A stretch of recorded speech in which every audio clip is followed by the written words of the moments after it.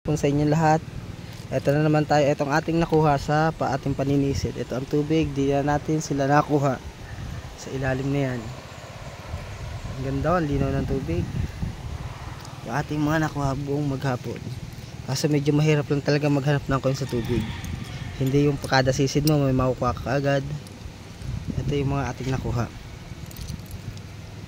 Yung iba dudungis na talaga. Hindi ko alam kung ito ba yung niyog. Tapos Commonwealth 1944. Tapos mga tingga yan, tapos mga tanso. Ganyan karamihan namin nakukuha sa tubig. 50 agila. Halos wala pa siya mga presyo. Tapos Milchora.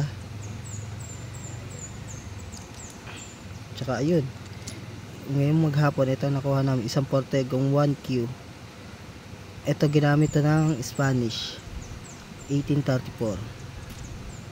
Ayun, nakita yung 34. Tapos Portego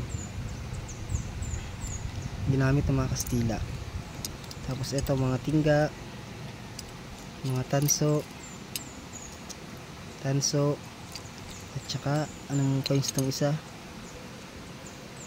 Queen Elizabeth. Baka kung anong dito. Tapos Queen Victoria. Ginamit yata to din dito sa Pilipinas. Pero ang tatak niya ay Hong Kong 1 cent. 1879. Tapos ito pa yung gold. Siguro itong gold namin ay tumitimbang nasa 2 gramo lahat. Ito isang malaking hikaw. 10 karat na hikaw. Yan siya. Ang laki niya. Kung ipapatong natin dito sa anong coins na meron na nandito. Ito sa 25 cent. Ganyan kalaki. Tapos yung mga scrap. Ayan yung scrap. Tapos bato.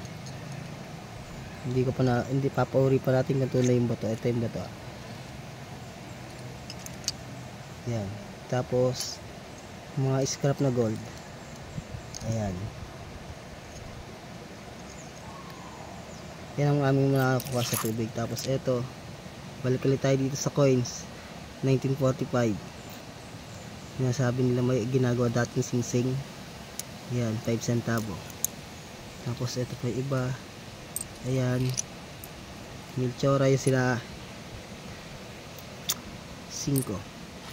Tapos ito pa, pero medyo kakonti yung nakuha natin ngayon. Hindi katulad dati na bawat sisid ko ay napakadami agad nakukuha. Medyo matumal ngayong araw. Ito lang. Tapos ito yung aming pinaninisira na ilog.